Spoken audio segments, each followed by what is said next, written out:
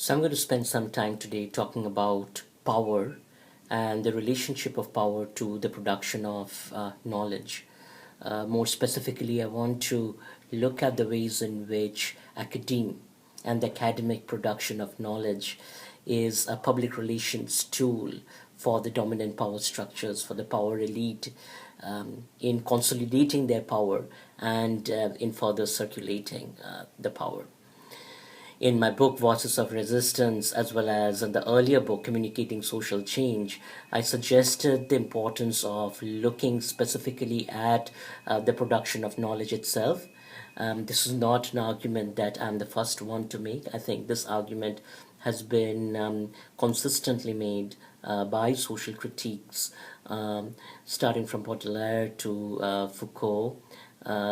pointing out the need for essentially questioning the politics within knowledge is constituted.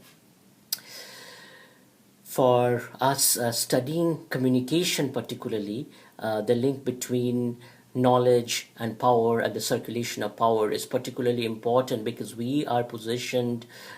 in this vital place where we can look at meaning and how meaning happens to circulate among the power elite, and in that context then how the sides of knowledge production are themselves complicit with the agendas of dominant structures in producing particular kinds of meanings and in circulating these meanings within the mainstream narratives. So if you were to really look at the kinds of pronouncements that economists make, but even beyond that, if you were to look at the kinds of projects that we as communication scientists or communication scholars work on, you realize fairly quickly that the positions from which we work are positions that are supported by the power elite, and in that sense then these positions are intrinsically tied to the political economy of knowledge itself. So the production of knowledge is in and of itself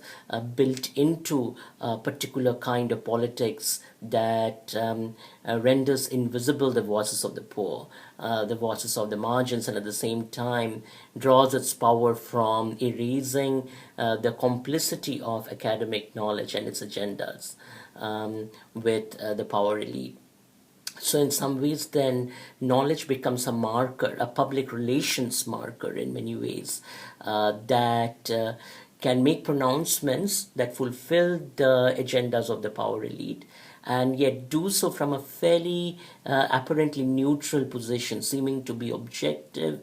seeming to be universal, seeming to be unbiased. And yet interrogating this closely reveals that these positions of knowledge in and of themselves are connected to particular